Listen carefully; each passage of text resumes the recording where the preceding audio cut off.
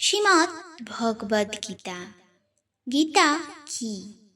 গীতা হলো ভগবান শ্রীকৃষ্ণের মুখ নিঃসৃত বাণী।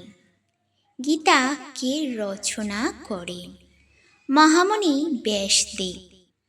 গীতা কোন যুগে রচিত হয়? গীতা দ্বাপর যুগে রচিত হয়েছিল। গীতার পুরো নাম কি? শ্রীমদ্ ভগবদ গীতা। গীতার কতগুলো অধ্যায় আছে? 18। গীতায় কতগুলি শ্লোক রয়েছে? গীতায় কতগুলি শ্লোক রয়েছে?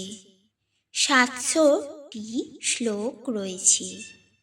গীতায় কে কয়টা শ্লোক বলেছিলেন? ধৃতরাষ্ট্র 1টি, সঞ্জয় 40টি, অর্জুন 85টি এবং শ্রীকৃষ্ণ 574টি শ্লোক বলেছিলেন।